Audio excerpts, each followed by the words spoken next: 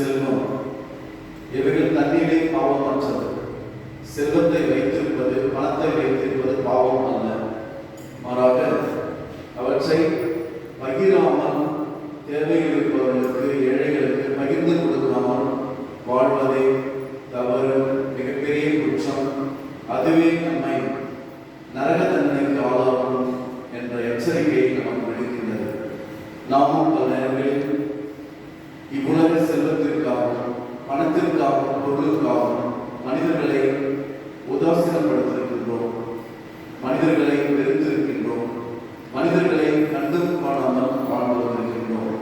இந்நிலையை மாற்றி நாம் விண்ணகத்திற்குரியவர்கள், விண்ணக பயணிகள் என்பதை நாம் உணர்ந்து நம்மிடம் இருக்கின்ற அனைத்து வகையான இறைவனின் அருளை தேவையில் இருப்பவர்களோடு பகிர்ந்து கொண்டு வாழ தேவையான அருளை, ஆசிரை, பலியை கொண்டாடுவோம். தூய மரணிகளை தொடர்ந்து முறையில் விட்டுக் கொடுக்க தடையாக இருக்கின்ற நமது குற்றம் குறைகளை நினைத்து பார்த்து மனம் வருந்தி மன்னிப்பை வேண்டுவோம். எல்லாம் வரை இறைவனிடமும்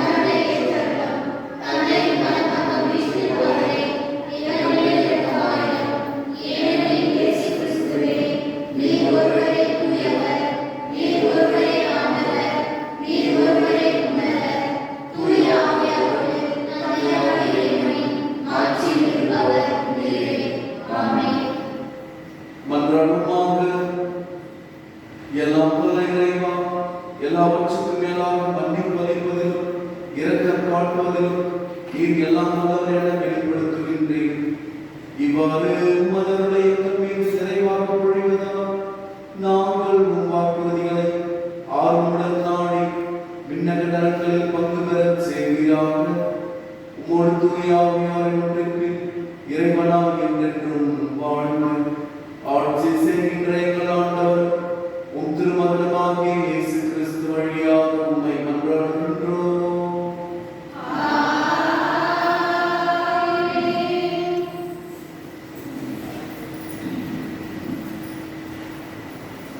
முதல் வாசகம். கிடையிலிருந்து வரும் ஆட்டுக்குட்டிகளையும் மந்தையிலிருந்து வரும் படுத்த கன்றுகளையும் உண்போருக்கு ஐயோ கேடு.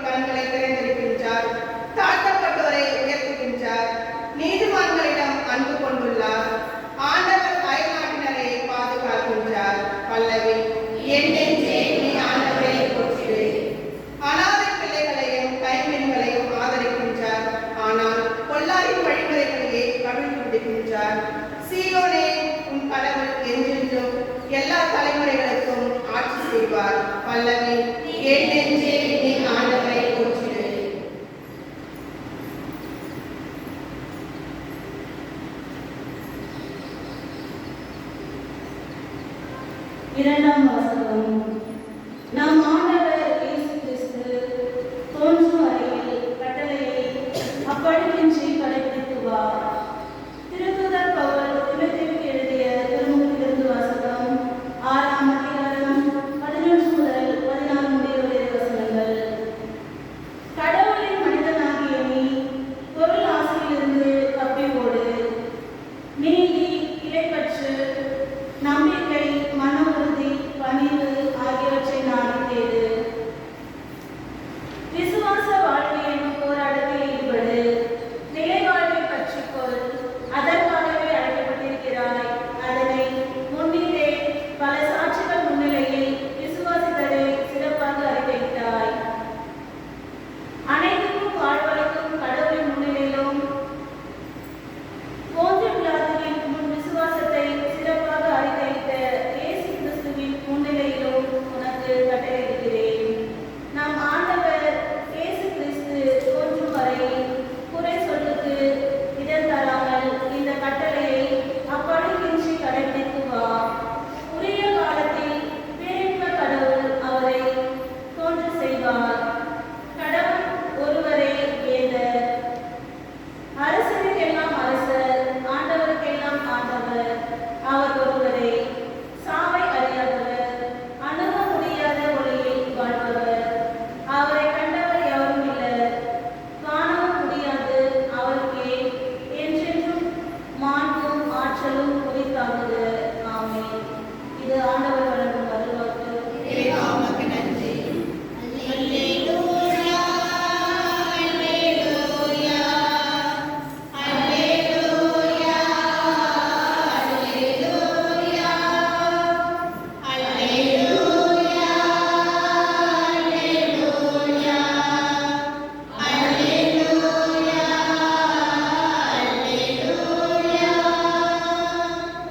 நம் ஆண்டவர் இயேசு கிறிஸ்து செல்வராயிருந்தும்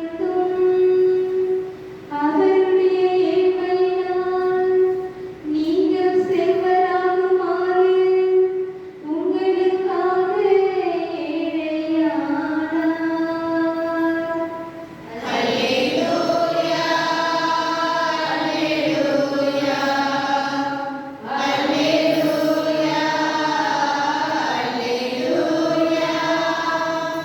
ஆண்டவர் உங்களோடு இருப்பாராக. லூக்கா எழுதிய தூய நற்செய்தியிலிருந்து வாசகம்.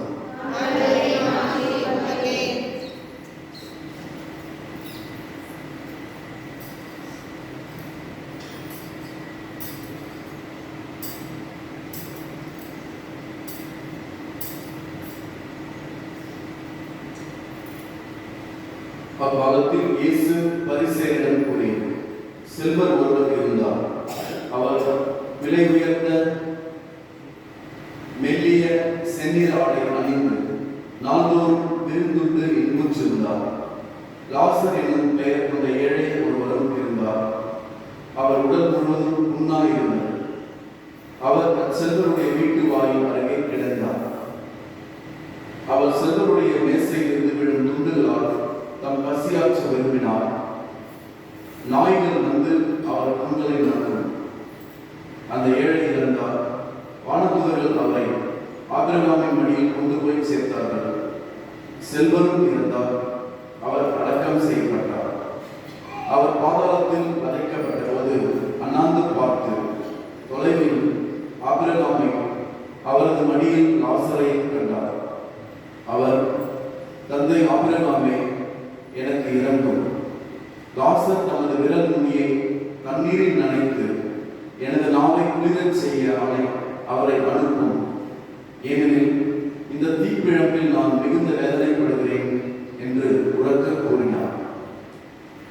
அதற்கு ஆபிரகாம், மகனே, நீ உன் வாழ்நாளில் நலன்களையே பெற்றாய்.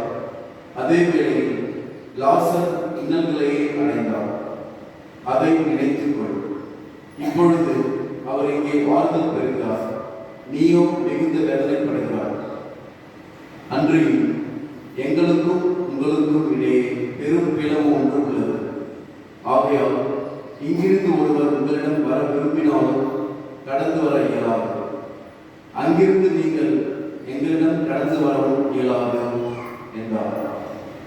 அவர், அப்படியானால் தந்தையே, அவரை என் தந்தை வீட்டுக்கு அனுப்புமாறு உம்மிடம் வேண்டுகிறேன். எனக்கு 5 சகோதரர்கள் உண்டு. அவர்களும் மிகுந்த வேதனை இந்த இடத்திற்கு வராதவாறு அவர் அவர்களை எச்சரிக்கலாமே என்றார். அதற்கு ஆபிரகாம், மோசேயும் இறைவாக்கினர்களும் அவர்களுக்கு உண்டு, அவர்களுக்கு செவி சாய்க்கட்டும் என்றார். அவர், அப்படியல்ல தந்தை ஆபிரகாமே, இறந்த ஒருவர் அவர்களிடம் போனால் அவர்கள் மனம் மாறுவார்கள் என்றார். ஆபிரகாம், அவர்கள் மோசேக்கும் இறைவாக்கினருக்கும் செவி சாய்க்காவிட்டால் இறந்த ஒருவர் உயிர்த்தெழுந்து அவர்களிடம் போனாலும் நம்ப மாட்டார்கள் என்றார். ஆண்டவரின் அருள்வாக்கு.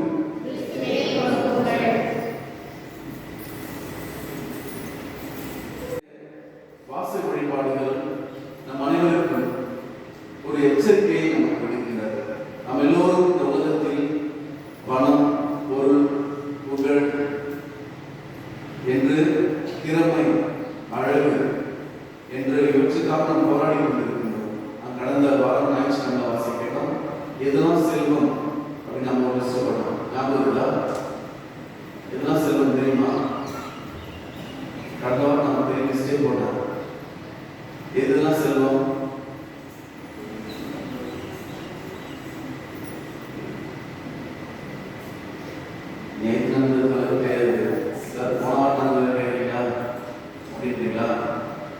செல்வம்னா இறைவனின் அருள். நீங்க உங்களுடைய இதயம் குடித்துக் கொண்டிருக்கின்ற உங்களுடைய இதயம் ஒரு செல்வம். அழகு ஒரு செல்வம். ஒரு திறமை ஒரு செல்வம். உங்களுக்கு இருக்கின்ற பணம், மாசம் மாசம் நீங்க 10,000, 20,000, 50,000, 1 லட்சம் சம்பாதிக்கிறீங்கன்னா அது கடவுளின் அருள். நீங்க பாடக்கூடிய திறமை, நன்றாக வாசிக்கக்கூடிய திறமை, என்னென்ன திறமைகள் இருந்தோ அதான் கடவுள் உங்களுக்கு கொடுத்திருக்கின்ற அருள், அதான் செல்வம். அதுக்கப்புறம் தான் பணம், உங்களுக்கு இருக்கின்ற நல்ல பெயர், உங்களுக்கு இருக்கின்ற நல்ல மரியாதை, உங்களுக்கு இருக்கின்ற பிரஸ்டீஜ், உங்கள் ஸ்டேட்டஸ், உங்கள் கௌரவம், எல்லாமே கடவுள் கொடுத்த செல்வம். கடவுள் கொடுத்த செல்வத்தின் ஒரு சிறு பகுதி தான் நீங்க வச்சிருக்கீங்க. நீங்க ஒரு 100 ஏக்கர் நிலம் வச்சிருக்கீங்கன்னாக்கா கடவுளுக்கு எத்தனை ஏக்கர் இருந்தாங்க என்ன சொல்ல முடியுமா? இந்த உலகம் முழுக்க யாருடையது? கடவுளுடைய. அப்போ உலகம் முழுக்க எத்தனை ஏக்கர் நமக்கு தெரியாது. ஆனால் அதுல ஒரு 100 ஏக்கர் கொஞ்சம் தான். அவ்வளவுதான் நீங்க வச்சிருக்கீங்க. நீங்க ரொம்ப அழகானவங்க அப்படின்னா உங்களை படைத்த கடவுள் எவ்வளவு அழகா இருப்பாரு. நீங்க மதிப்புக்குரியவர் என்றால் கடவுள் எவ்வளவு மதிப்புக்குரியதா இருப்பாரு. அதனால நாம் வைத்திருப்பதெல்லாம் யாருடையது? கடவுளுடையது. அவருடைய இரக்கம், அவருடைய அருள், அவருடைய ஆசி, அவர் போட்ட என்னது? சத்தமா சொல்லுங்க. ஆமா, நீங்க கூட என்ன பண்றீங்க? கடவுள்கிட்ட தான் பிச்சை எடுக்கலாம். பெரிய பெரிய பணக்காரங்க யாருக்கு பிச்சை எடுப்பாங்க? கடவுள்கிட்ட தான் பிச்சை எடுப்பாங்க. அதுல நிறைய பிச்சை இருக்கு, வெரைட்டியா இருக்கு இல்லையா?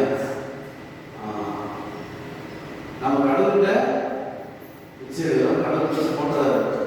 ஆனா நாம அதை யாருக்கு போட மாட்டோம்?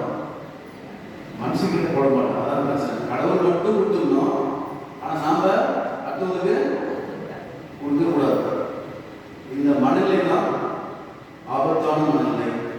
இந்த மனநிலை தான் இயேசு கண்டிக்கின்றார். இந்த மனநிலையை நாம் விட்டு விலக வேண்டும் என்று இயேசு அழைப்பு விடுக்கின்றார். இதான் இன்றைய வாசு வழிபாடு நமக்கு சொல்லுகின்ற உண்மை. சுயநலவாதிகளாக கடவுளின் அருளை வைத்துக் கொண்டு அதை நீங்கள் அடுத்தவருக்கு பகிராமல் கொடுக்காமல் இருந்தால் கண்டிப்பா நீங்க எங்க போவீங்க? நரகத்துக்கு தான் போவீங்க. அதான் பாவம். அந்த பாவம் நரகத்துல போகும்.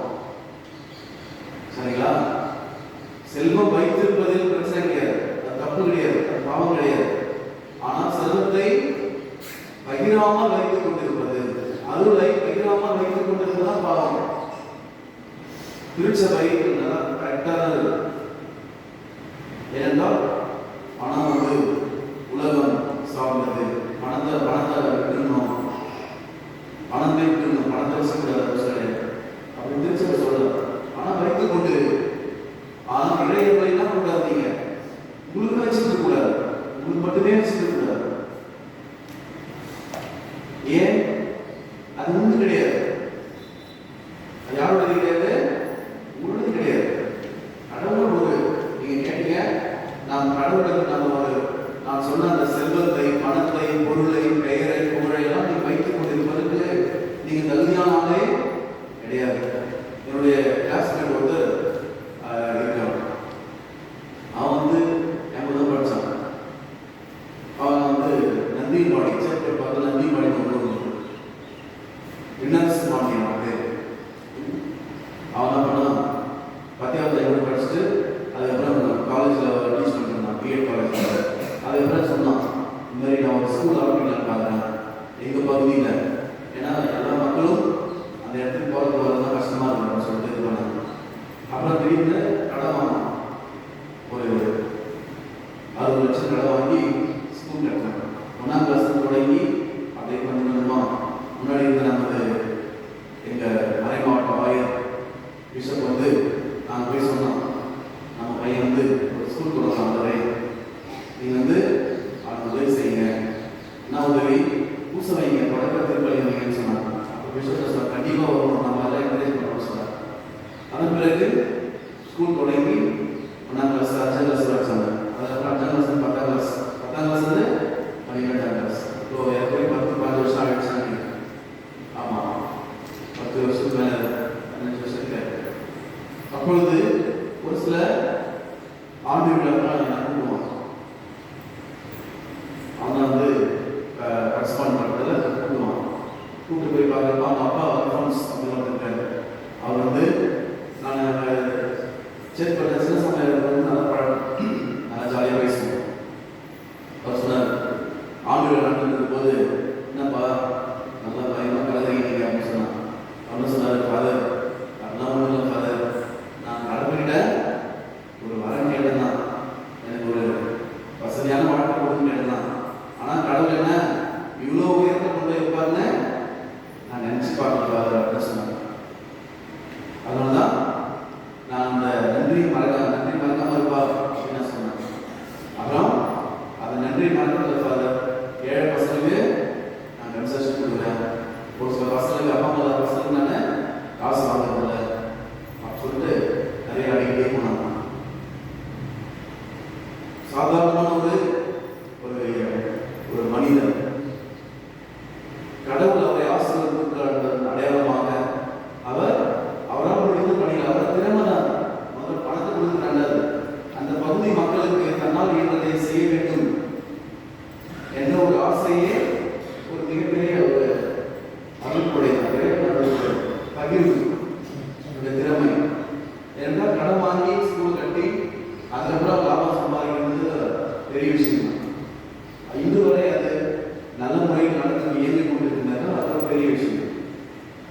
எனவே அவன் அப்பா எனக்கு எப்பவுமே அந்த வார்த்தை சொல்லுவார். எப்போ நான் பார்த்தாலும் அதை தான் திரும்ப சொல்லுவார்.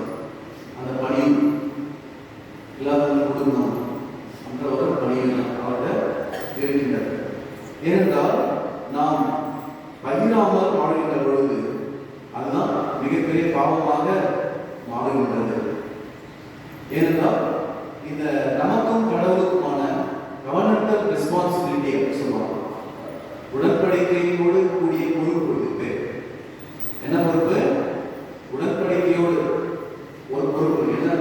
நமக்கும் கடவுளுக்கும் ஒரு உறவு, ஒப்பந்தம், உடன்படிக்கை. ஒப்பந்தம் கிடையாது, ஒப்பந்தம் கான்ட்ராக்ட். கவர்னன்ட்னா உடன்படிக்கை. அக்ரிமெண்ட் கான்ட்ராக்ட் என்ன தெரியுமா? அக்ரிமெண்ட்னா 10 வருஷம், கல்யாணம் 10 வருஷம், 10 வருஷம் கழிச்சு அந்த அக்ரிமெண்ட் முடிஞ்சிடும். பாண்டெல்லாம் போடுறாங்க இல்லையா, அது மாதிரி கிடையாது. ஆனால் கடவுளுக்கும் நமக்குமான உறவு என்பது அக்ரிமெண்ட் கிடையாது. ஒரு 10 வருஷம் நான் கடவுள் புதினம் ஆகிறவரை கடவுள் பிள்ளையா இருப்பாங்க. அதுக்கப்புறம் நாங்கள் யாராக மாறிடுவோம், சாத்தானுடைய பிள்ளையா மாறிடுவாங்க அப்படின்னு ஒரு சட்டம் கிடையாது. ஆனால் நாங்கள் அப்படி மட்டும் தான் இருக்கோம். புதினம் ஆகிறவரை எல்லாம் ஏஜென்ட்ஸ் மாதிரி இருப்பாங்க. கோயில் போவாங்க, ஜபம் சொல்லுவாங்க, பாட்டெல்லாம் பாடுவாங்க. அப்புறம் புதினம் புதினம் வாங்கிட்டு என்ன ஆயிடுவாங்க, என்ன ஆயிடுவாங்க, பக்தி படிக்கிறது, பாட்டு கிளாஸ் வந்து வாசிக்கலாம் காணாமல் போயிடும். அம்மா என்ன சொல்லுவாங்க, அப்பா அம்மா சின்ன வயசுலாம் கோயிலே தான் இருப்பாரு. ஆனால் இப்போ கோயில் பக்கமே அதை வச்சு பார்க்க மாட்டாங்க அப்படின்னு சொல்லுவாங்க. அதனால நாம் அதெல்லாம் திறமை, கடவுளுடைய பொருள் அப்படி என்பதை நாம் மறந்துவிடக்கூடாது. இந்த உடன்படிக்கையை நாம் மீற முடியாது. கடவுள் நாம் கொடுத்திருக்கின்ற செல்வத்திற்கு நாம் பதில் சொல்லணும். கடவுள் கொடுத்திருக்கின்ற அருளுக்கு நாம் பதில் சொல்லணும். கடவுள் நாம் கொடுத்திருக்கின்ற ஆசீர்வாதத்திற்கு நன்றி சொல்லணும். என்கிட்ட என்ன சொல்றது அப்படின்னு நீங்க நினைக்கவே கூடாது. உங்களுக்கு இருக்கின்ற நேரம் அதுவே ஒரு மிகப்பெரிய செல்வம். ஏனென்றால் நம்ம சொல்றோம், காலம் பொன் போன்றது அப்படின்னு சொல்லுவாங்க. அப்ப நீங்க நகர்ந்ததான் பெரிய சொத்து, நம்ம நேரம் தான் பெரிய சொத்து நம்ம நினைக்கிறோமா? நினைச்சு பார்க்கலாம். நேரத்தை வைத்து என்ன பண்ணுங்க, பேசாத பேசுங்க. ஏனென்றால் இந்த உலகத்தில் நமக்கு எதை வச்சு தீர்ப்பு இருக்கும், எவ்வளோ எத்தனை நகை வச்சிருந்த, எத்தனை கார் வச்சிருந்த, எவ்வளோ காஸ்ட்லியான ட்ரெஸ் கட்டினீங்க, புடவை கட்டினீங்க, அதை வச்சு ஜட்ஜ்மெண்ட் வர பண்ண மாட்டாங்க. எத்தனை பேருக்கு உதவி செய்ய, எவ்வளோ உதவி செய்ய அப்படி என்று கேட்பார். இன்றைய முதல் வாசகமானது ஆமோஸ் இறைவாக்கினர் ஒரு எச்சரிக்கை விடுக்கின்றார். யாரெல்லாம் இன்றைக்கு சந்தோஷமா ஜாலியாக இருக்கீங்களோ அவங்கெல்லாம் ஐயோ கேட்டீங்கன்னா கண்டிப்பாக அழிஞ்சிருவீங்க. நான் இது சொன்னாக்கா காதலிங்களாம் இந்த சொன்னா நீங்க பார்த்து சொன்னீங்க. ஆனால் ஆமோஸ் இறைவாக்கினர் சொன்னா நீங்களாம் அப்படிதான் ஆய்வுன்னு கேட்கணும். அதெல்லாம் பேச விடுங்க. ஏனென்றால் நீங்கள் ஏழைகளை கண்டுகொள்வதில்லை. இந்த உலகத்தில் மிகப்பெரிய பாவம் டிஃபரன்ஸ், கண்டுகொள்ளாமல் கண்டு இருக்கும். இந்த பாவி ஏழை, என்கிட்ட வசதி இல்லை அப்படின்னு நல்லாவே தெரியும். தெரிந்தும் நீங்க தெரியாதவனாக இருக்கிறீங்களா? அதுக்குதான் கண்டு காணாதவர் இல்லை. கண்டிருந்தும் குருடர்களாக அவங்க அழுவாங்க. யாராவது உதவி செய்யுங்க, யாராவது ஹெல்ப் பண்ணுப்பா, ஒரு 10 ரூபா கொடு கேட்பாங்க. காது கேட்கும், ஆனால் காதிலிருந்தும் யார் மாதிரி செவிடுகிறார்கள். இதுதான் மிகப்பெரிய பாவமே. எதுவுமே இல்லை, நாங்கள் மரியாதையோடு கூடிய முன்முறைகளோடு கூடிய ஒரு வார்த்தை. இப்போ என்கிட்ட இல்லை, அடுத்த முறை வந்து கொடுக்குறேன், நல்லா இருங்க, என்கிட்ட இப்போ இல்லை மன்னிச்சுங்க அப்படின்னு சொல்லணுமா? வேற நானே பிடிச்சிக்கிறேன், அப்புறம் நானே பிடிச்சிக்கிறேன், நீ பண்ணுன்னு நான் நல்லா டீசெண்டாக தான் இருக்கேன். அவ எவ்வளோ கஷ்டப்படுவாங்க. அவங்ககிட்ட இருக்குது, கொடுக்க முடியும். பணத்தை இல்லை, நல்ல வார்த்தைகள். பிரான்சிஸ் அசிசியா ஒரு முறை இவ்வாறு நடந்து இடத்துக்கு போயிட்டு இருந்தார். அப்போது ஒரு செருப்பு தைக்கிற மனுஷன் தான். அவர் வந்து அவர் சொன்னார், என்னை வந்து இந்த செருப்பை க்ளீன் பண்ணி கொடுங்க சொல்லிட்டார். அவர் என்ன பண்ணார், செருப்பை க்ளீன் பண்ணி கொடுத்துருந்தார். அப்போ பிரதர் இதை அப்படின்னு சொன்னார், சகோதரரே எனக்கு இதை தூய்மை செஞ்சு கொடுங்க சொன்னார். அப்போ அவங்க கொஞ்ச நேரம் பேசியிருந்தார், நீங்கள் எப்படி இருக்கீங்க, நல்லா இருக்கேன் வீட்டில் அப்படி சொல்லி கேட்டிருந்தார். அப்புறமா ஃப்ரெண்ட்ஸ் பசங்க எவ்வளோ காசு கேட்டாங்க, 2 ரூபாய் சொன்னப்போ எடுத்து காசு கொடுத்தப்ப அந்த செருப்பு தைக்கிற நபர் அந்த காசை வாங்கிக்கணும். ஏனென்றால் என்கிட்ட வரவங்க எல்லாரும் என்ன பண்ணுவாங்க, ஷூ எடுத்து நீங்களே கட்டிங்கன்னு சொல்லி கொடுப்பாங்க. ஏன் கட்டிங்க, நீ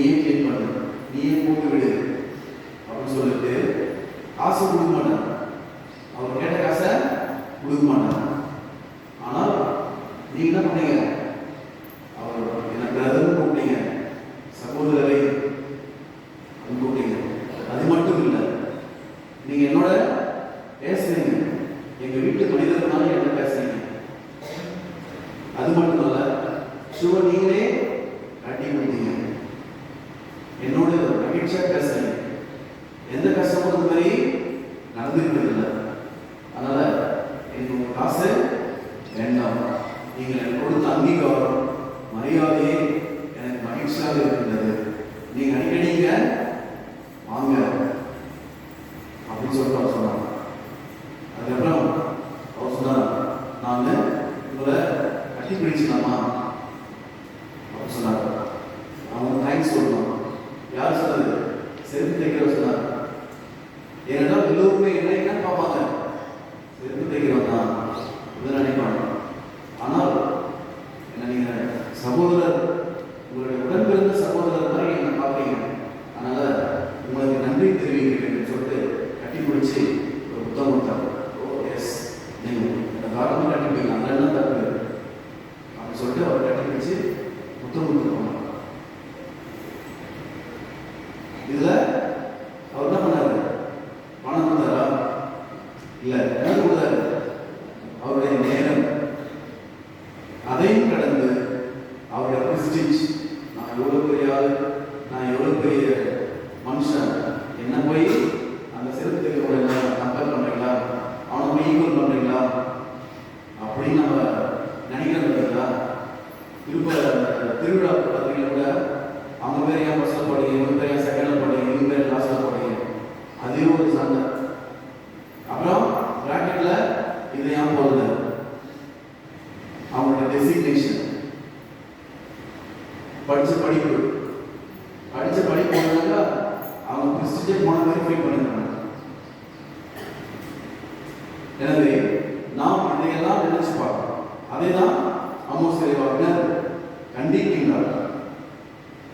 அதற்காக இன்றைய மதுரை பாடல் நடந்து கடவுள் ஏழைகள் மீது அன்பு கூறுகிறார். கடவுள் யார் என்பதை இன்றைய மதுரை பாடல் சொல்லுகிறது. ஏழைகள், அனாதைகள், விதவைகள், வறியவர்கள், இவங்க பக்கமாக தான் ஈஸியாக இருப்பார். கடவுள் இவங்க பக்கமாக தான் இருப்பார். He sides for the poor.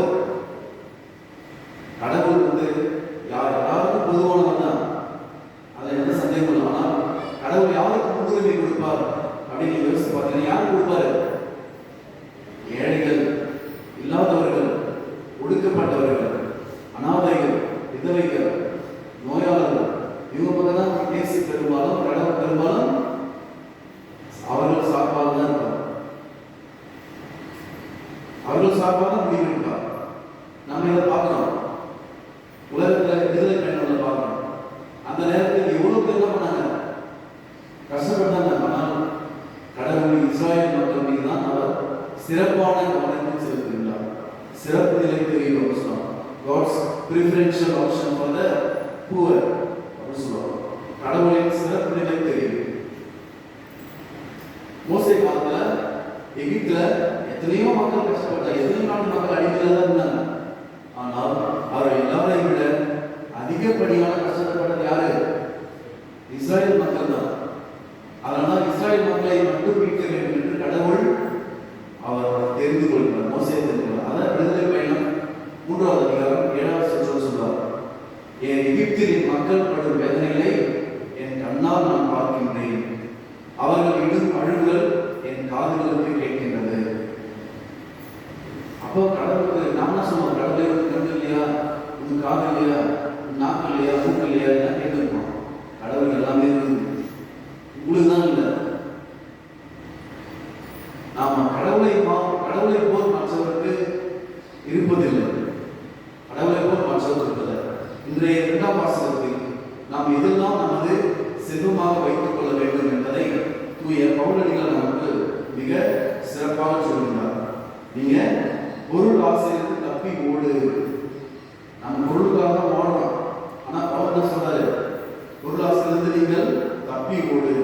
நீதி, இறைப்பற்று, நம்பிக்கை, மன உறுதி, பணிவு ஆகியவற்றை தேடு. இதான் நம்ம தேடணும். நம்ம என்ன தேடணும்? இதை நீதி, நம்பிக்கை, இறைப்பற்று, பணிவு. பணிவுனா என்ன தெரியுமா? நீ சொல்லு பாப்பா. தூங்க பாப்பா. பணிவுனா தெரியுமா? தெரியுமா? சத்தமா சொல்லு. காரணம் சொல்லு. கீழ்ப்படிகிறது. தெரியும். யாருன்னா கீழ்ப்படிவாங்க? நீங்க கீழ்ப்படியா? கை தூக்கும் போதும் ஃபாதர் நீ பிறந்ததுன்னா நீங்கள நான் எங்கள் அம்மா கீழ்ப்படி தான் இருக்கேன்னு சொல்ல மட்டும் கை தூங்க. ஒருத்தவங்க கை தூக்க மாட்டீங்க. இல்லைன்னா வீட்டுக்கு வேலை வச்சுருவாங்க. இவற்றை நாம் தேட வேண்டும். ஏனென்றால் இதுதான் உண்மையான செல்வம். விசுவாச வாழ்வின் போராட்டத்தில் ஈடுபடு. நம்பிக்கை வாழ்வு தான் மிகப்பெரிய போராட்டமே. இன்றைக்கு நமக்கு இருக்கிற பிரச்சனை நம்பிக்கை. நம்ம நம்பிக்கை வாழ்வுதான் போராட்டமே, பிரச்சனை. நிறைய நம்பிக்கை என்ன பண்ணுவாங்க? சமரசம் செய்வாங்க. அவர் என்ன பண்றது? ஏசு நான் சொல்லிக்கிறாரு, எல்லாத்தையும் கேட்டா நமக்கு தேவைப்படுறப்ப ஏசு என்ன பண்ணிடலாம்? ஒதுக்கிடணும், ஓரம் கட்டிடணும். தேவைப்படுறப்ப ஏசு நமக்கு வேணும். நம்ம நல்லா இருந்தா ஏசு வந்து ஒரு வண்டி கொடுத்துட்டு ஒரு பூசை வச்சுட்டு வீட்டுக்கு போயிட்டு இஷ்டப்படி ஏசுலாம் சொல்ல எல்லாரும் செஞ்சிருப்பாங்க. ஏசு சொல்லாமனா செஞ்சிருப்பாங்க. அப்போ கடவுள் அவர்களுக்கு தேவைப்படும் போது தான் கடவுள். இது எப்படி பார்த்தீங்கன்னா கடவுள் நம்ம பார்க்கவே இல்லைன்ற மாதிரி ஒரு கணக்கு. ஆனால் கடவுள் எப்பொழுதுமே நம்ம பார்த்துட்டு தான் இருக்காரு. இது போல நிறைய நல்ல குணங்களை வேர்ச்சுவஸ் சொல்லுவாங்க. நல்ல குணங்கள், நல்ல பண்புகள், புண்ணியம் அப்படின்னு சொல்லுவாங்க இல்லையா? அந்த புண்ணியம் தான் உண்மையான செல்வம், உண்மையான சொத்து. அந்த சொத்தை சேர்த்து அப்படின்னு சொல்லிட்டு 2ஆம் வாசகம் சொல்லுங்கள். இன்றைய நற்செய்தி வாசகமானது மிகச் சிறப்பான ஒரு உண்மை சொல்லுங்கள். ஏசு சொன்ன உண்மைகளில் நிறைய உண்மைகள் பல கருத்துக்களை காமிக்கிறது. அதில் இந்த உண்மை உயிர்த்தெழுதல் பற்றிய உண்மை, எஸ்கட்டாலஜிக்கல் கிரைசிஸ் அப்படின்னு சொல்லுவாங்க. அதாவது என்ன சொல்றது? இந்த உலகம் தாண்டிய ஒரு படிப்பு. தியாலஜினா எஸ்கட்டாலஜி ஒரு சப்ஜெக்ட். எஸ்கட்டாலஜினா இந்த உலகம் தாண்டிய படிப்பு. இந்த உலகம் முடிவுக்கு என்ன நடக்கும் அப்படின்ற ஒரு படிப்பு. அந்த சப்ஜெக்ட்ல உயிர்த்தெழுதல், இறப்புக்கு பிறகு என்ன நடக்கும், அது நம்ம என்ன செய்யணும் அப்படின்றத தான் பேசுறோம். அதை தான் ஏசு நீங்க சொல்லிட்டு இருக்காரு.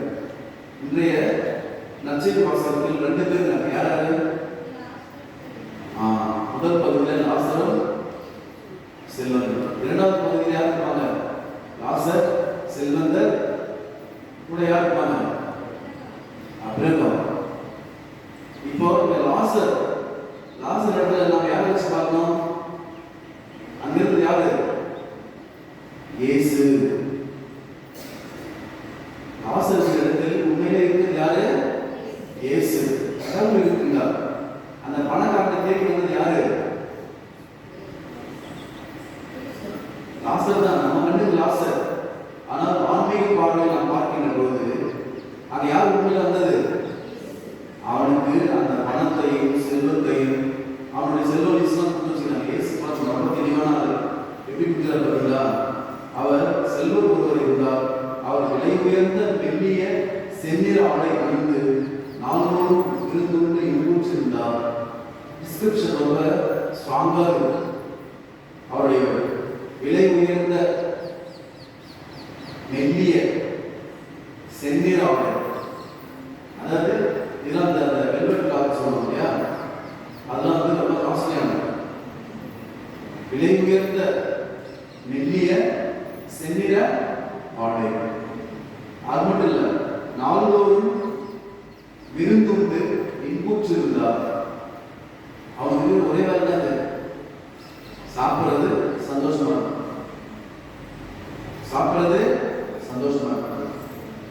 அவருடைய பிலாசபியா தான் ஈட் அண்ட் மேக் மெரி அப்படின்னு சொல்லுவாங்க. ஈட் அண்ட் மேக் மெரி. சந்தோஷமா இருக்கு. சந்தோஷமா இருக்கு சாவு. நம்மளோட நிறைய சொல்லி வாழ்க்கை ஜாலியாக இருக்கார். ஒரே வாழ்க்கை தாங்க.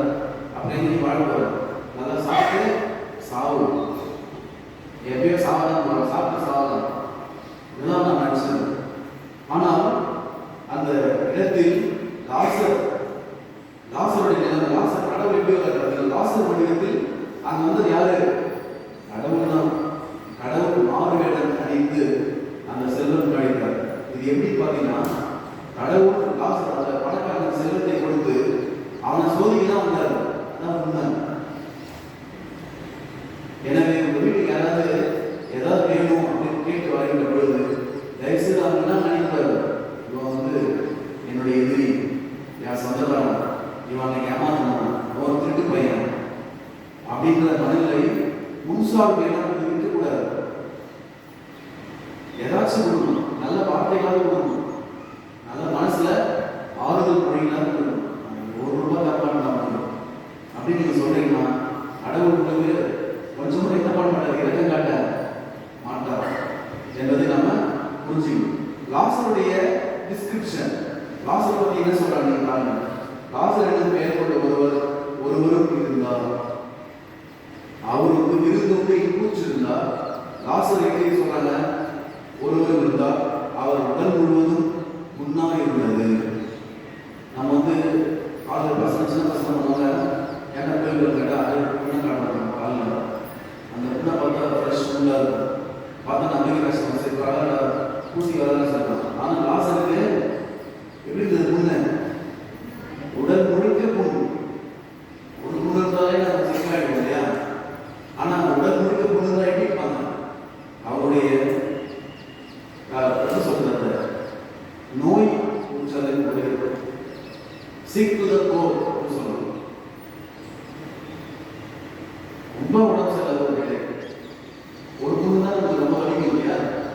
ஆனா நிறைய புண்ணு தான் சொல்ல முடியாது. லாசர் என்ன நினைச்சிருப்பான்? செத்தலாம் நினைச்சிருப்பான். ஆனால் அவர் என்ன தேவைப்படுது?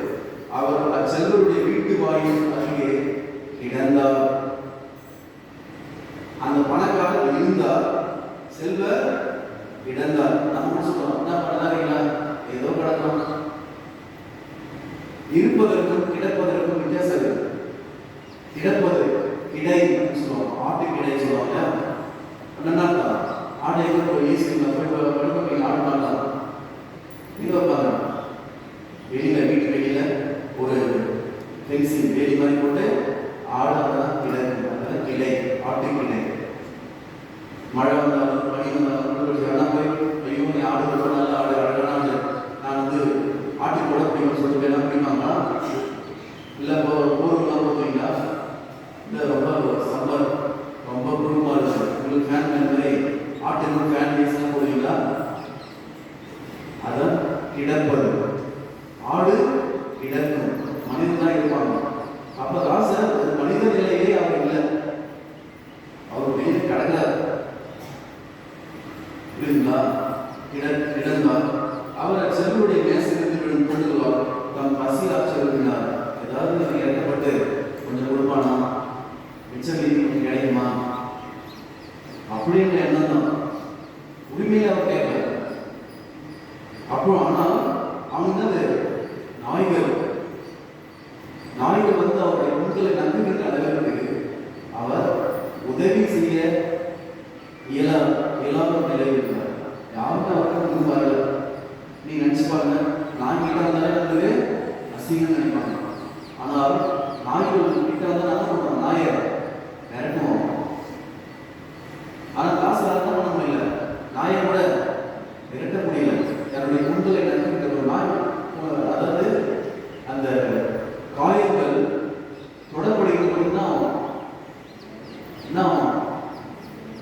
வலிக்கும். அப்ப நாய் இல்லை, ஒரு நாய் வந்து அவங்க நம்பிச்சு சொல்ல ப்ளூரல் நாய்கள். இதான் லாசர் எல்லாமே. உண்மையில் நான் மீண்டும் சொல்றேன், அங்க இருந்தது யாரு? இயேசு.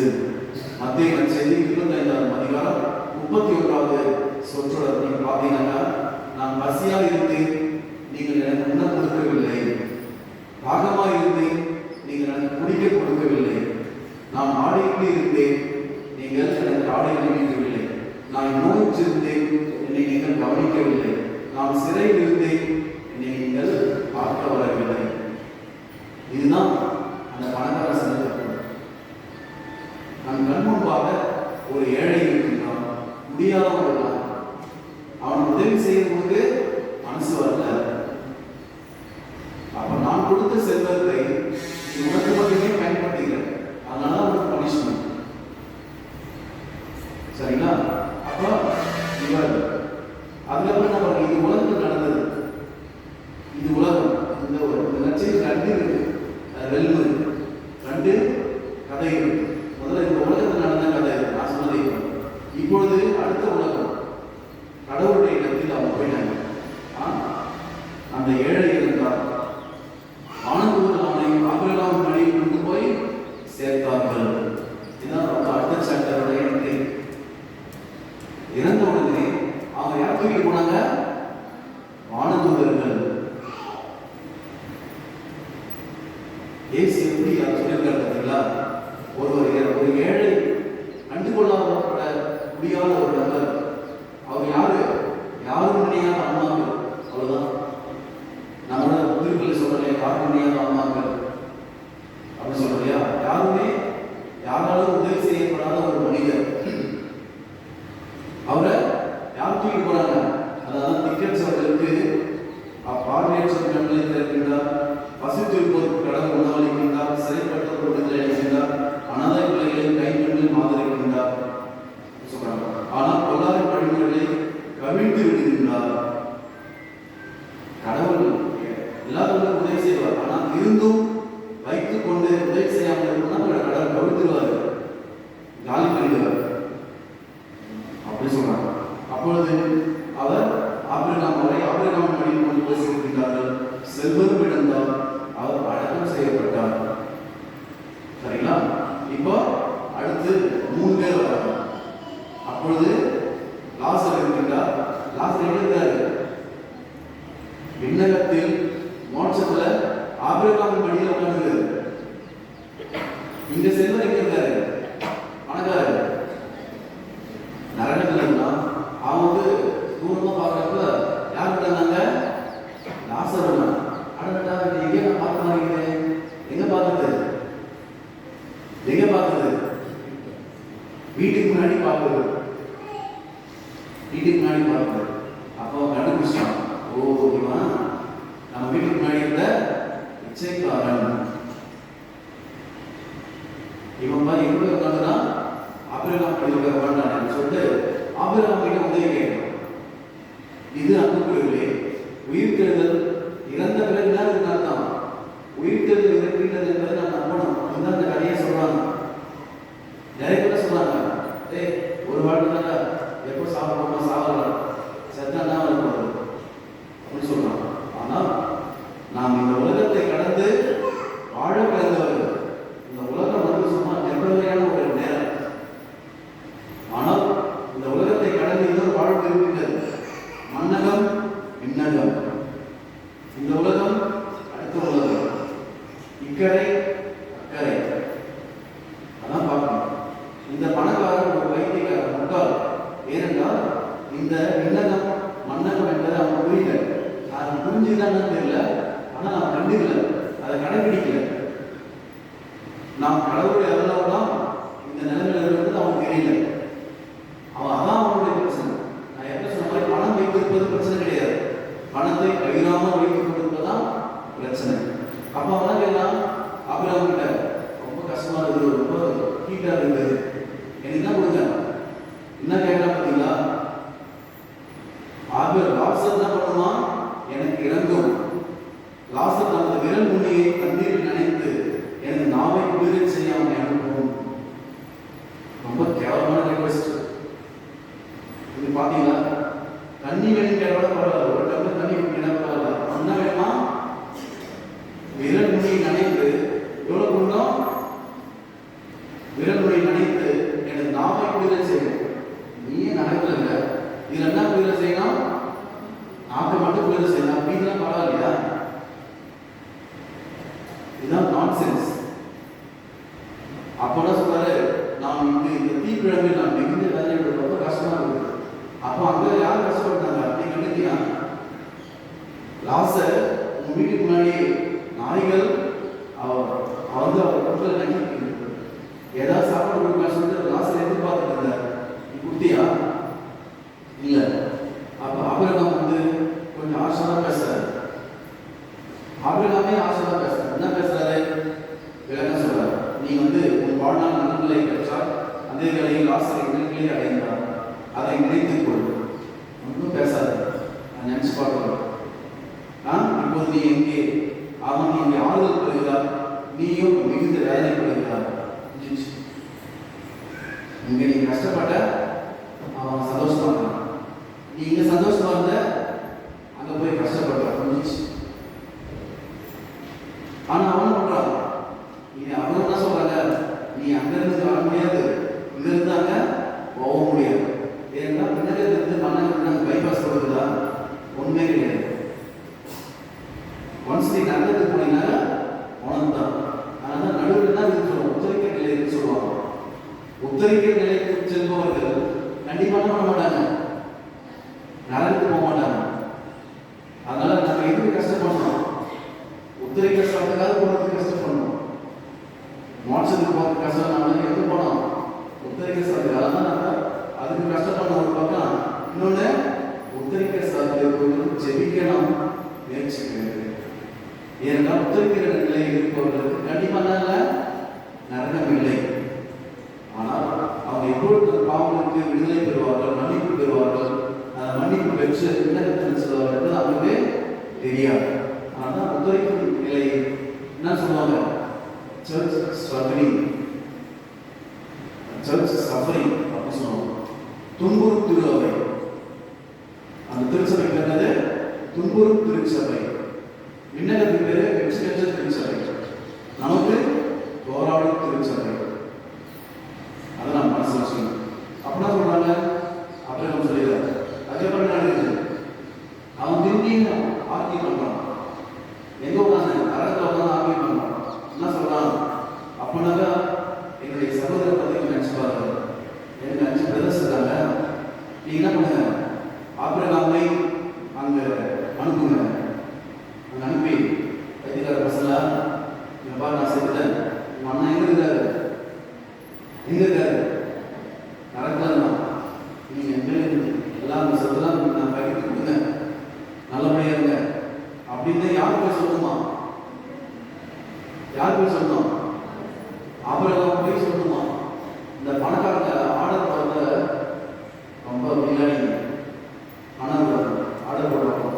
சாமி கிட்ட ஃபாதர் எல்லாம் இப்படி பண்ணிடுவார், ஃபாதர் எல்லாம் இப்படி பண்ணிடுவார், ஆர்டர் போடுவாங்க. அந்த மாதிரி பேசுவாங்க. என்ன சொல்றாங்க? அப்ப என்ன சொல்றாங்க? அங்க போய் எச்சரிக்கலாம் இல்லையா அப்படின்னு சொல்றாங்க. அதற்கு ஆபிரகாம் என்ன சொல்றாரு? மோசே நிறைவாக்குதலும் அவங்களுக்கு உண்டு. மோசே யாரு? சட்டத்தை கொடுத்தவர். சட்டம் இருக்குது, 10 கட்டளை இருக்குது, திருச்சபை கட்டளை இருக்குது, பைபிள் இருக்குது. அதே போல யாருங்க? இறைவாக்கினர்கள். இன்றைக்கு இறைவாக்கினர் யார்? திருச்சபை. அருள்பணியாளர்கள், அருள்பணியில் இருக்காங்க. அவங்களே போதும் போறாங்க. அவங்களே போதும். நீ ஒன்றும் தெரியாத ஒரு பிரச்சனை கிடையாது. நம்ம என்ன சொல்றது? எதுவுமே தெரியாது. ignorance is also sin. ignorance, அறியாமை கூட பாவம். இப்போ நீங்க வண்டி ஓட்ட போறீங்க, நீங்க ரைட் சைடு வண்டி ஓட்ட போறீங்கன்னு வச்சுக்கோங்க. ரைட் சைடு கூட ஆக்சிடென்ட் ஆயிடுச்சு. போலீஸ்காரர் வந்து நான் சார் கரெக்டாக சார் போனான், அவன் தான் சார் இதில் போது என்ன சொல்லுவீங்க? போலீஸ் தான் சொல்றாரு, வைத்தியக்காரர் என்னது ரூலு? ரூல் என்னது? லெஃப்ட் சைடில் ஓடிட்டு போனோம், இன்னும் யார் ரைட் சைடில் போக சொல்லி கேட்பாங்க.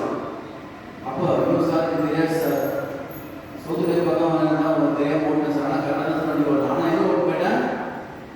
சோத்துக்கை பக்கம் வண்டி ஓட்டு போட்டேன், ராங் ரூட்ல. அப்போ தப்பு யார் மேலே? இவங்க தான் தப்பு. வண்டி கரெக்டாக ஓட்ட முடியல, எங்கே நம்ம ஓடுறது தான் ரொம்ப முக்கியம். அப்போ அறியாமை கூட ஒரு தவறு தான் அப்படின்னு சொல்லிட்டு சொல்றாங்க. ஆனாலும் அந்த பணக்காரர் என்ன பண்ணல? விடல. அப்ரகாமே அப்படி இல்லை அப்படின்னா சொல்லாதீங்க. ஒருவேளை இறந்த ஒருவர் அவர்களிடம் போனால் மனம் மாறுவார்கள். ரொம்ப கேவலமான மனமாற்றம். எங்க செத்த பிறகு யாரும் மனமாற்ற முடியுமா? இவங்க எப்போ மனமாற்றம் வருது? செத்த பிறகு மனம். அன்புக்குள்ளே இறந்த பிறகு உங்களால் பண்ண முடியாது, மனம் மாற முடியாது. இறந்த பிறகு உதவி செய்ய முடியாது, இறந்த பிறகு ஜெபம் செய்ய முடியாது, இறந்த பிறகு யாரையும் மன்னிக்க முடியாது.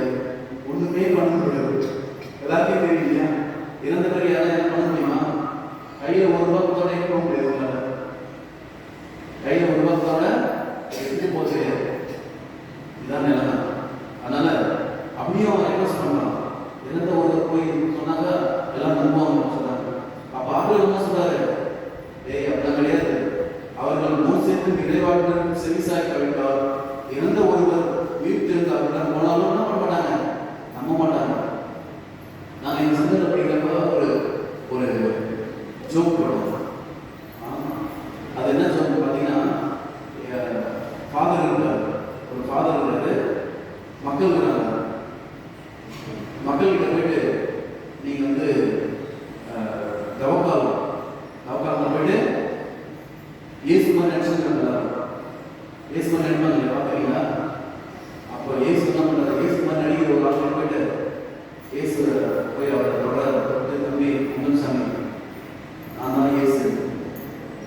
அந்தன் சாமி இயேசு மாதிரி நடிக்கிறதுக்கு பிஸியாக இருக்காரு. துர்மாப்பாய் கரையாங்க அப்படின்றாரு. நான் தான் இயேசு. நீ யாரெல்லாம் நடிக்கிறியோ அந்த இயேசு நான் தான். நான் சொல்ற போல கேளு. அந்த நடிக்கிறவர் நீதான் நீ போ சொல்றாங்க.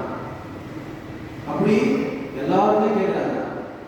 எல்லாரும் அவங்க அம்மன் சாமி அவங்க நான் மனைவி கூட சொல்றாங்க, நான் தான் இயேசு, என்ன கொஞ்சம் பண்ணுங்க, நான் சொல்ற போல கேளுங்க அப்படின்னாரு. எல்லாருமே அவங்க இயேசு தான் பண்ணாரு.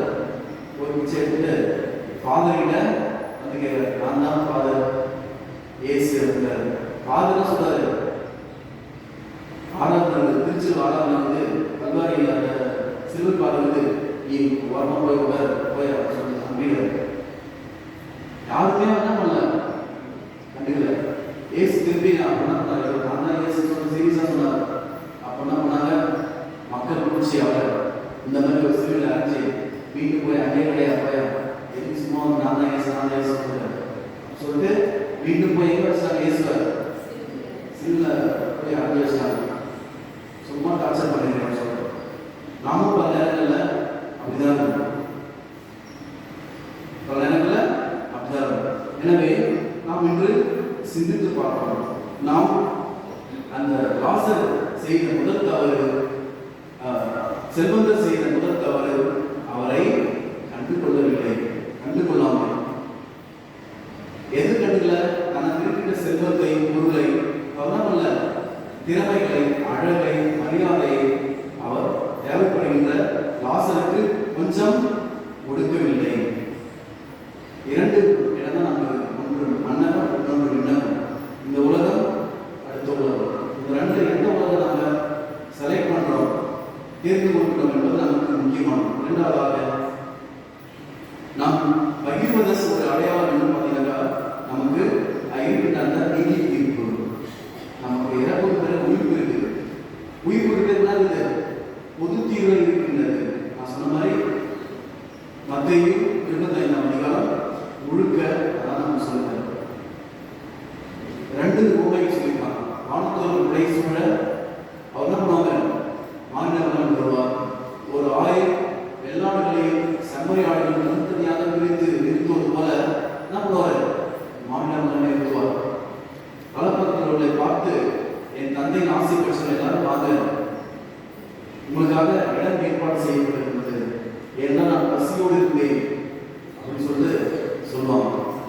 அப்போ இடப்பக்கங்களை பார்த்து என் கண்ணுனாலே நிற்காதீங்க, வாங்க, நீங்க அதற்கும் அதன் தூதருக்கும் ஏற்படுத்தப்பட்டுள்ள இன்றும் அணையா நெருப்புக்குள் செல்லுங்கள், ஏனென்றால் அவன் சொல்லிட்டு ஒரு பெரிய விஷயம், நான் பசியோடு உண்ண கொடுக்கல அப்படின்னு சொல்லிட்டு அவன் சொல்லுவான். எனவே பகிர்வு தான் இங்க கிரைட்டீரியா. பகிர்வு அடிப்படையாக வச்சு தான் நம்ம ஜட்ஜ்மெண்ட் இருக்குது. நம்ம தீர்வு எதோ அடிப்படையாக செய்து பகிர்வு, அதை நாம் மனசில் வச்சுக்கணும். அதற்கடுத்தாக நாம் எங்கு செல்கின்றோம் என்பது, நாம் எந்த பாதையில் செல்கின்றோம் என்பதை பற்றி தான் அமையும். அதெல்லாம் புரிஞ்சுக்கணும். நீங்க வந்து இங்கிருந்து இந்த பக்கம் போனீங்கன்னா என்ன வரும், என்ன நமக்கு வரும், காடல் மாவட்டம். நீங்க இந்த பக்கம் போனீங்கன்னா மதுராப்பட்டு வரும், வேற என்ன வரும். மதுராப்பட்டுக்கு போறவங்க இப்படி என்ன போனீங்கன்னா வருமா, இதுதான் வழி. ஒரு வழிக்கு சுற்றி மாதிரி போயிருந்தீங்கன்னாக்கா மதுராப்பட்டு வருமா. அது போல உங்கள் பயணம் தான் உங்கள் இலக்கை நிர்ணயிக்கின்றது. நீங்க பாவ வாழ்க்கை, பகிராத வாழ்க்கை வாழ்ந்து கொண்டிருந்தால் நீங்க கண்டிப்பா எந்த இடம் தான் உங்களுக்கு, எந்த இடம் தான் தான், நரகம் தான். அதனால எனக்கு நான் மோட்சத்துக்கு போனா நரகம் போனேன்னு தெரியல அப்படின்னு நான் சொல்ல முடியாது. நீங்கள் பயணம் செய்யும் போதே நீங்கள் எங்கு செல்ல முடியும் என்பதை நீங்கள் என்ன பண்ணலாம், தெரிஞ்சுக்கலாம், புரிஞ்சுக்கலாம். எச்சரிக்கை தான் விடுக்க முடியும். திருச்சபை எப்பொழுதும் இந்த எச்சரிக்கையை கொடுத்து கொண்டே இருக்கிறது. ஆனால் நாம் சுயநலவாதிகளாக இருந்து கொண்டு அந்த பணக்கார மாதிரி கண்டுக்காமல் இருக்கிறோம். எனவே நிலையை நாம் மாற்றுவோம். நாம் இந்த உலகை கடந்து மறு உலகம் செல்லவிருக்கின்றோம். நம் கண் முன்பாக தேவையில் இருக்கின்ற நம் சகோதர சகோதரிகள், சிலர் பெற்றோர், ஒரு சில பிள்ளைகள் பெற்றோர்களே கண்டுக்கிறீர்கள், அப்பா அம்மா கிட்டே பேச மாட்டாங்க. ஒரு சில பிள்ளைகளை கண்டுக்க மாட்டாங்க, பெற்றோர் பிள்ளைகளை கண்டுக்க மாட்டாங்க. இதை மாற்றி எங்கெல்லாம் ஏழைகள், எளியவர்கள், வறியவர்கள் இருக்கின்றார்களோ அங்கெல்லாம் உண்மையில் இருப்பது யாரு? இயேசு என்பதை நாம் மனதில் கொள்வோம். நம்மால் முடிந்த உதவிகளை செய்ய முயற்சிப்போம். நிச்சயமாக அந்த உதவிதான் நம்மை முன்னெடுத்து கொண்டு போய் சேர்க்கும். அதற்கான வரத்தை வழியில் கொண்டாடுவோம். ஆமென். விண்ணையும் மண்ணையும் படைத்தவராம்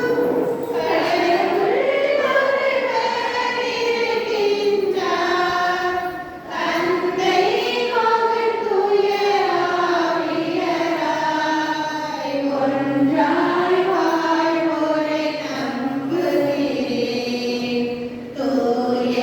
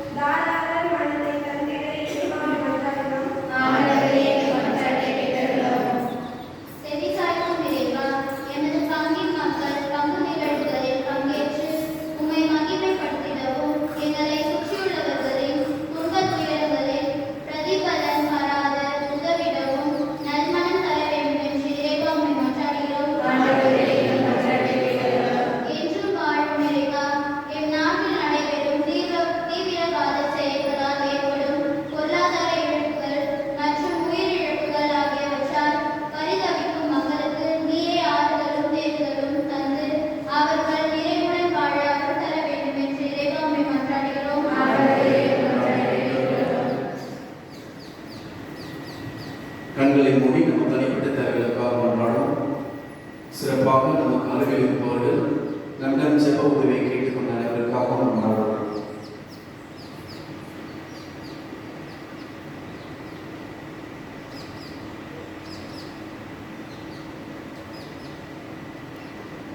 இந்த மன்றாட்டுகளை எங்கள் ஆண்டவராகிய கிறிஸ்து வழியாக உடன் கேட்சி மன்றாட வந்தோம்.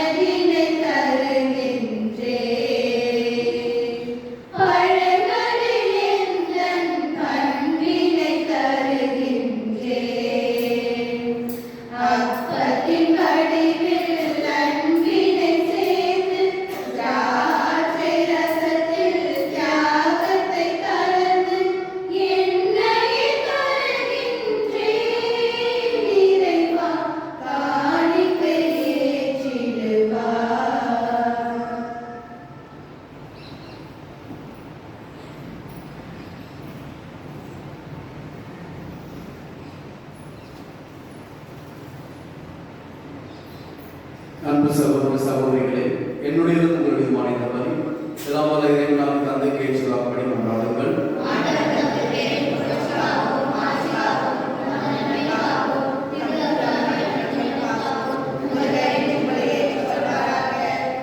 இரக்கமுள்ள இறைவா, நாங்கள் எழுப்பும் காணிக்கை உமக்கு ஏற்றதாக மாறிட உம்மை வேண்டுகின்றோம். அதனால் உமது ஆசி அனைத்தின் முற்று எங்களுக்கு திறக்கப்படுவதாக எங்கள் ஆண்டவராகிய கிறிஸ்து வழியாக உம்மை கொண்டாடுகின்றோம். ஆண்டவர் உங்களோடு இருப்பாராக.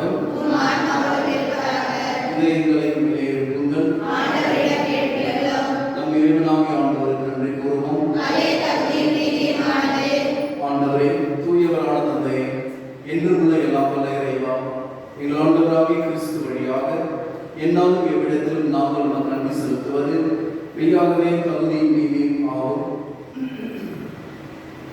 எங்கள் கடமை மீட்புக்குரிய செயலும் ஆகும். ஏனெனில் கிறிஸ்து பிறந்து முன்னைய பாவ நிலையிலிருந்து மனிதரை புதுப்பித்தார். பாடுபட்டு எங்கள் பாவங்களை அழித்தார்.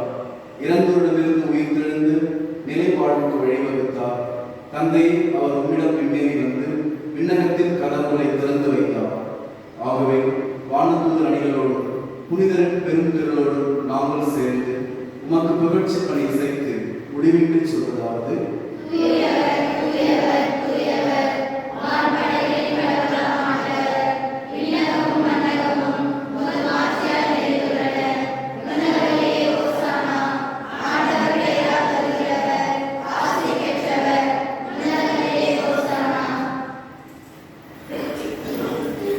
ஆண்டவரே, மெய்யாகவே தூயவர், தூய்மை அனைத்துக்கும் ஊற்று. ஆகவே இந்த ஆவியை பொழிந்து இக்காணிக்கைகளை தூய்மைப்படுத்த உண்மை வேண்டுகின்றோம். இவ்வாறு எங்கள் ஆண்டவர் இயேசு கிறிஸ்துவை உலகம் இரத்தமுமாக உலகிலை மாறுபடமாக அவர் பாடுபட உடன்கணிந்து தம்மை கையளித்த போது அப்பத்தை எடுத்து நன்றி செலுத்தி அதை விட்டு தம் சீடர்களுக்கு அளித்து கூறியதாவது: அனைவரும் இதிலிருந்து பெற்று உண்ணுங்கள், ஏனெனில் இது உங்களுக்காக கையளிக்கப்படும் என் உடல்.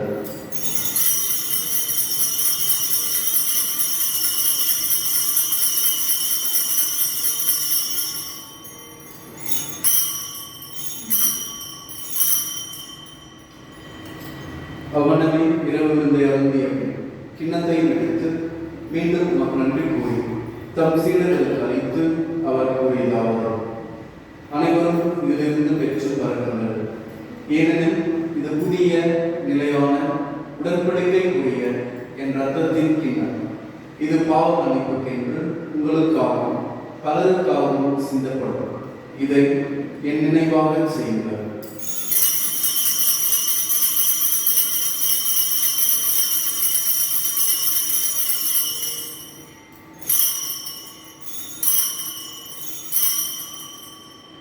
நம்பிக்கையின் மறைப்போடு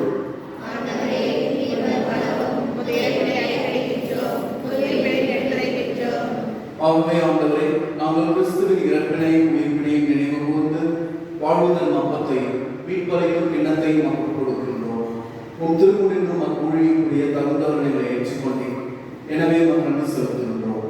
மேலும் கிறிஸ்துவின் உடலிலும் ரத்தத்திலும் பங்கு கொள்ளும் எங்களை தூய ஆவியார் ஒன்று சேர்க்க வேண்டும் என தாழ்மையுடன் நன்றாடுகின்றோம்.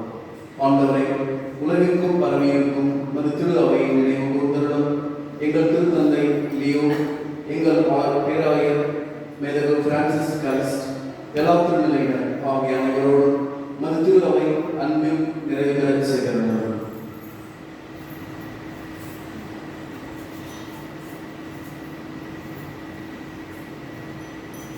மேலும் உயிர்த்தெழும் கூட துயில்வரும் எங்கள் சகோதர சகோதரிகளை இறந்தோர் அனைவரையும் இரக்கத்துடன் நினைவு கூர்ந்து மது திருமுக ஒளியினும் ஏற்றவர்கள் எங்கள் அனைவர் மீதும் இரக்கமாயும் கடவுளின் கன்னித்தாயான புனித மரியா, அவருடைய கணவரான புனித யோசேப், புனித திருத்தூதர்கள், இவ்வுலகில் நமக்கு உகந்தவராயிருந்தோர் ஆகிய புனிதர் அனைவரோடு நாங்கள் நிலைப்பாட்டில் பங்கு கொள்ளும் தகுதி பெற்று உம் திருமகன் இயேசு கிறிஸ்து வழியாக உம்மை புகழ்ந்தேற்றும் வரம் அருள உம்மை நன்றாடுகிறோம். இவர் வழியாக எல்லாம் வல்ல இறைவனாகிய தந்தை, தூய ஆவியாரோடு எல்லா புகழும் ஆட்சியும் என்றென்றும் உமக்கு உரியவே.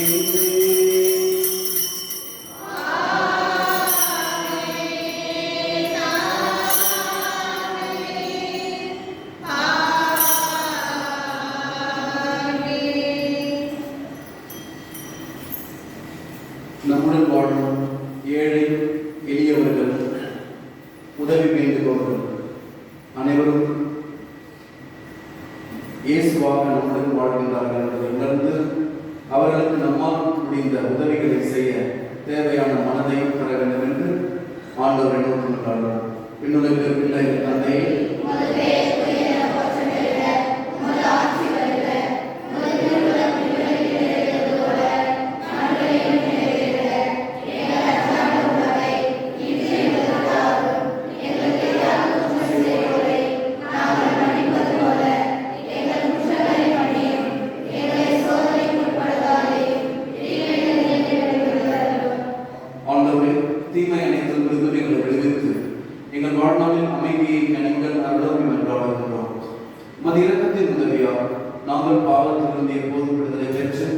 யாதொரு கலக்கமின்றி நலமாயிருப்போமாக.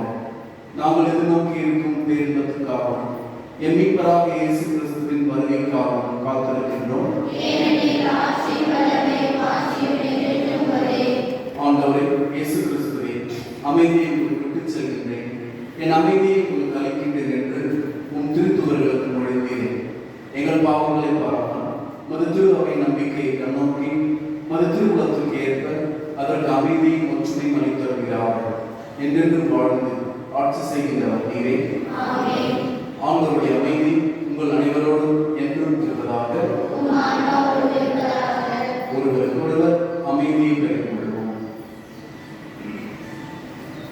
உலகின் பாவங்களை போக்கும் இறைவனின் சபையே, எங்கள் மேல் இரக்கமாயிரும். உலகின் பாவங்களை போக்கும் இறைவனின் சபையே, எங்கள் மேல் இரக்கமாயிரும்.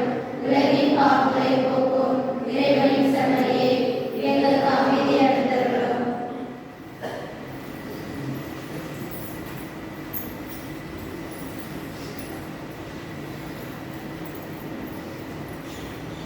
நம்முடைய இயேசு கிறிஸ்துவின் தூதர்களுடன் உங்களை கலந்துரையாடுவதற்கு நம்முடைய ஆண்டவரே இயேசு கிறிஸ்துவின் நாமத்தில் நன்றி கூறுகிறோம். ஒரு பரிவர்த்தனை நடத்துவதற்கு காரணமாகவும்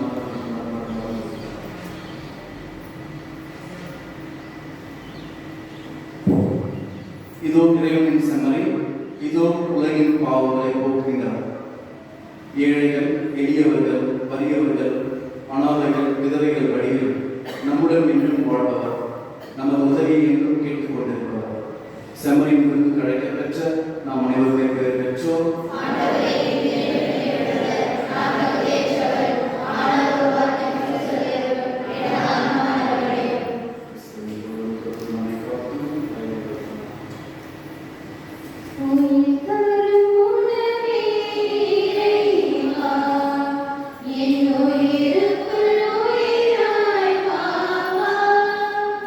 அருள் தரும் ஊற்றே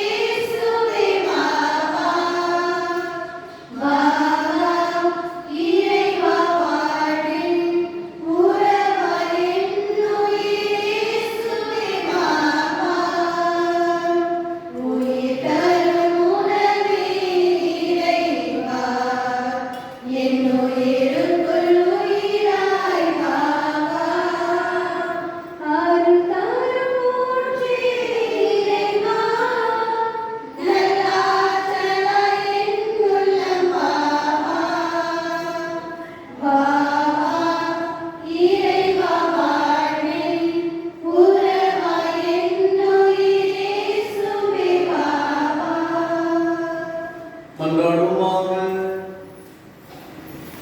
ஆண்டவரே, விண்ணக மறை நிகழ்வு எங்கள் மனதை உடலையும் சீர்படுத்துவதாக. நாங்கள் கிறிஸ்துவின் இறப்பை அறிவிப்பதால் அவருடன் இணைந்து அவருடைய ஆட்சியில் பங்கேற்பவர்களாக இருப்போமாக. என்றென்றும் வாழ்ந்து ஆட்சி செய்கின்ற அவர் வழியாக உம்மை மன்றாடுகின்றோம். ஆண்டவர்களோடு இருப்பாராக.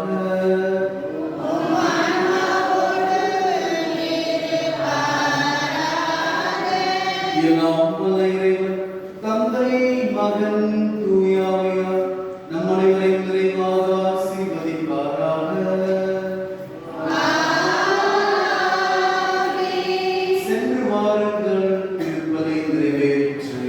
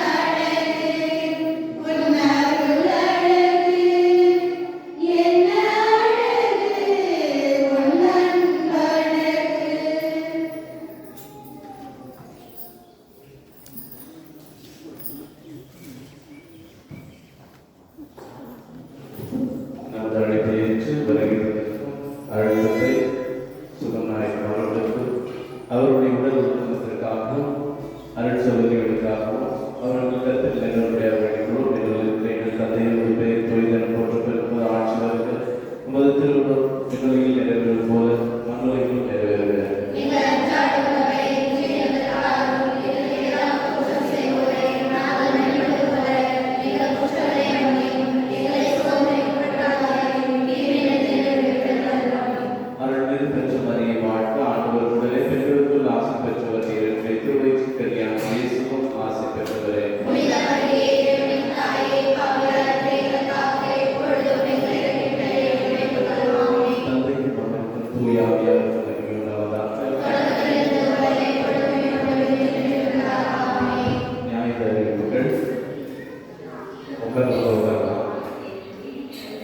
சென்ற வாரத்தின் காணிக்கை 426 ரூபாய் உண்டியலாக வந்தது.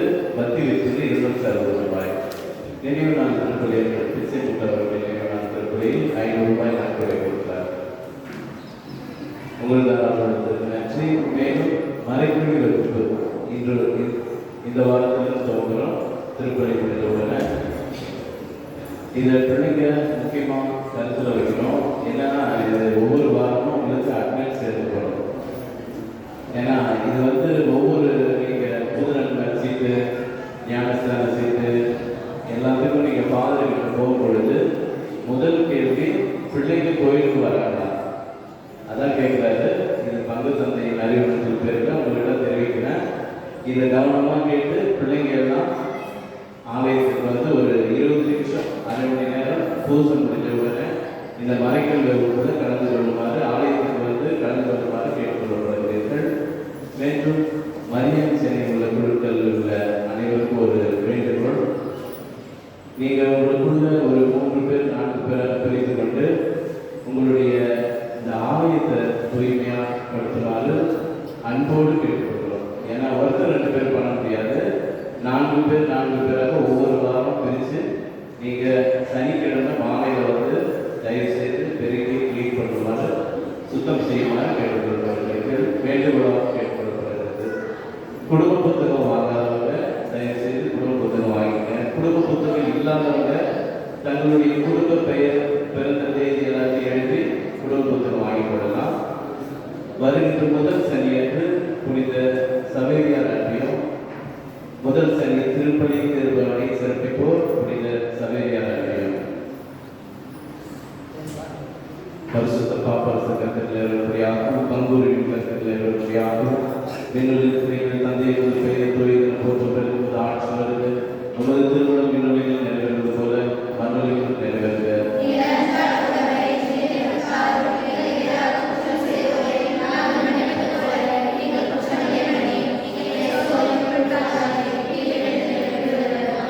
அருள்மிகு திருச்செந்தூரில் வாழ்ந்த ஆண்டவர் கூடவே பெற்றோருக்கும் ஆசி பெற்றவரே, உடைய திருவயிற்றின் கனியாக இயேசுவும் ஆசி பெற்றவரே.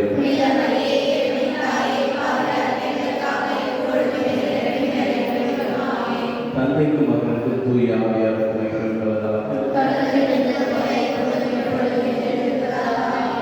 தயவு செய்து முழு பூசை காணணும்னா முடிவு சொல்ல முடியாம எல்லாருமே கலந்து போயிட்டீங்க. இதெல்லாம் மன்னிக்க முடியாததாக இருக்கு. இதை நீங்க தயவு செய்து மாற்றிக்கொள்ளுமாறு கேட்டுக்கொள்ளப்படுகிறது. தந்தை மற்றும் தூய ஆவியாரின் பெயராக